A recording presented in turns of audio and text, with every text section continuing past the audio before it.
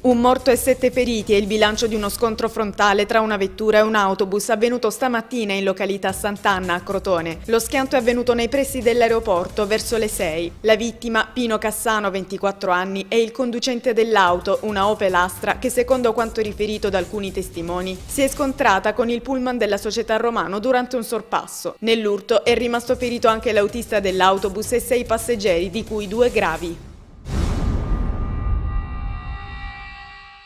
Un pregiudicato, Salvatore Lettieri, di 37 anni, è stato ucciso in un agguato nelle campagne di Cirò. Lettieri, nel momento dell'agguato, stava lavorando in un suo vigneto. È stato ucciso con 2 colpi di fucile caricato a pallettoni. La vittima era considerata vicina alla cosca Farao Marincola, aveva precedenti per droga e nel 1999 era stata coinvolta nell'operazione Crimisa della DDA di Catanzaro contro le cosche del Crotonese. I carabinieri fanno l'ipotesi di una vendetta maturata negli ambienti della criminalità.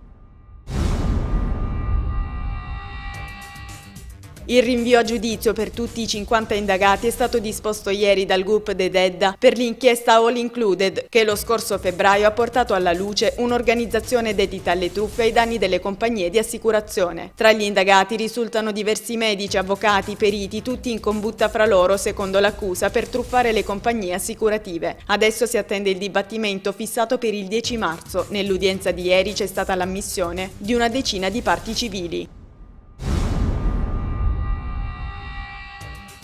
Sta proseguendo regolarmente l'attività del porto di Gioia Tauro dopo la chiusura per 30 ore decise dalla Med Center, la società che gestisce lo scalo, a causa della mancanza di navi in arrivo. Tra ieri e stamattina sono arrivate in porto 8 portacontainer ed altre 4 arriveranno nel pomeriggio. Riprende così il volume di traffico dello scalo, che si mantiene a livelli normali. Rimane forte intanto la preoccupazione tra i lavoratori per il futuro del porto.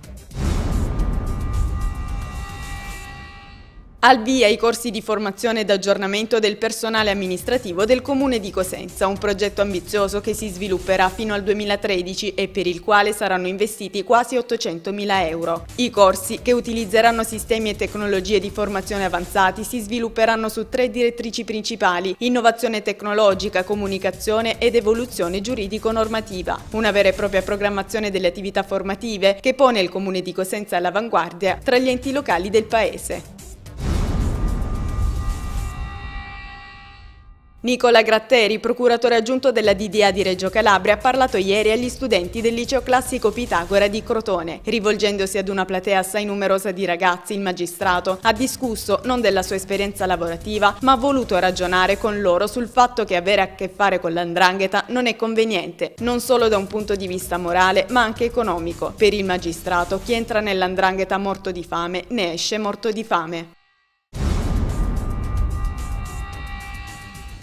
Ieri gli studenti che hanno partecipato al concorso Raccontiamoci per rendere i giovani protagonisti hanno incontrato la giovane scrittrice di origine crotonese Angela Bubba. La manifestazione si è svolta presso la sala conferenze della provincia di Reggio Calabria. I ragazzi delle quarte e quinte classi degli istituti coinvolti hanno ascoltato la personale esperienza della scrittrice, che ha recentemente dato alle stampe La Casa. I ragazzi hanno chiesto consigli e opinioni su come si redige un breve racconto.